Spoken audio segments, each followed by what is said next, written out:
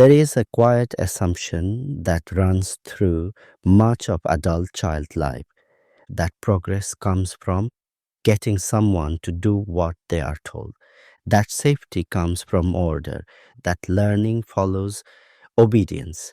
And when things fall apart, when a child resists, refuses, or collapses, we often reach instinctively for more structure, more firmness, more insistence, as if compliance were the missing ingredient. But for many nervous systems, particularly PDA nervous systems, compliance is not safety, it is threat. And today I want to talk about what happens when we stop aiming for obedience and begin thinking instead about collaboration. Hello and welcome back to the William Gomes Podcast. I am William Gomes and I am grateful to have you here. Compliance-based models are everywhere. They are woven into parenting advice, education systems, therapeutic expectations, and cultural ideas about what it means to be good or cooperative. The structure is simple. An adult sets a goal. The child is expected to move towards it. Resistance is seen as a problem to overcome. But for a PDA nervous system, this structure carries an immediate message. Your autonomy is not safe here because imposed goals, no matter how reasonable, remove choice, narrow options, and place the child in a position of submission. And submission for a threat-sensitive nervous system activates defense. This is why compliance does not build capacity over time. It builds vigilance. It may produce short-term behavior, but it does so at the cost of trust, regulation, and dignity. Collaboration begins from a very different place. It starts not with what should happen, but with what is possible, not with authority, but with relationship. Dignity is not an abstract moral idea, it is a neurological experience.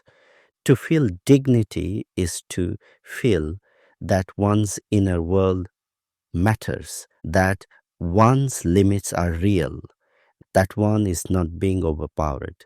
When dignity is preserved, the nervous system stays online. When dignity is stripped away, the body prepares to defend itself. This is why collaboration is not a soft option, it is a biologically sound one. Collaboration says we are both here, we both matter, and we are facing something together. This shifts the entire frame. The problem is no longer the child, the problem becomes the situation. And once the problem is externalized, defense softens. Imagine a young person called Sam. Sam is struggling to get out of the house in the mornings. A compliance-based approach sounds like this.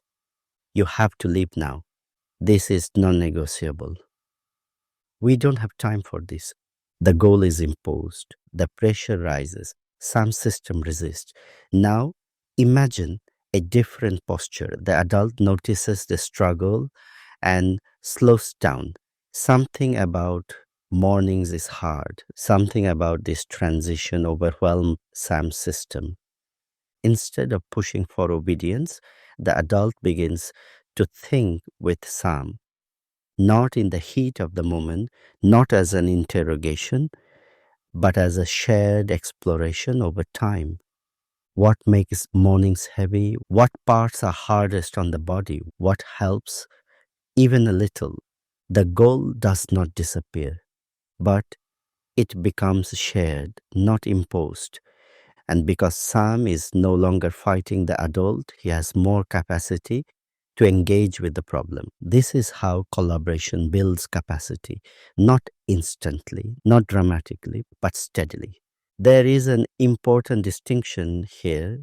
Shared goals are not the same as identical goals. The adult may want attendance, structure, progress. The child may want safety, predictability, autonomy. Collaboration does not require pretending these differences don't exist. It requires holding them together. It means recognizing that progress cannot come at the expense of safety, and that safety cannot be achieved through force. When adults think in us versus the problem terms, the relationship becomes the anchor. The child is no longer the obstacle, the difficulty is.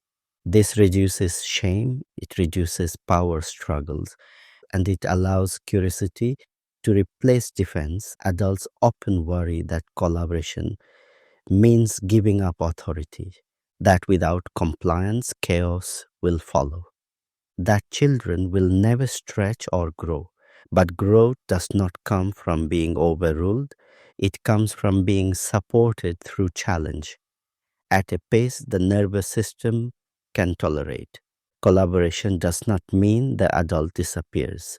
It means the adult becomes a partner rather than an enforcer, still holding responsibility, still holding boundaries, but holding them with the child, not over them.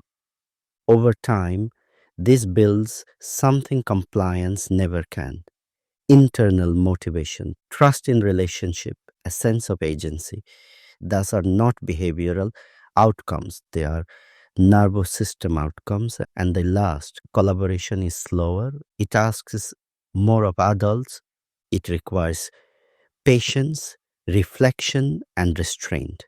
It asks us to tolerate uncertainty and to let go of quick fixes, but it is also profoundly stabilizing because when a child knows they will not be overpowered, they no longer need to fight.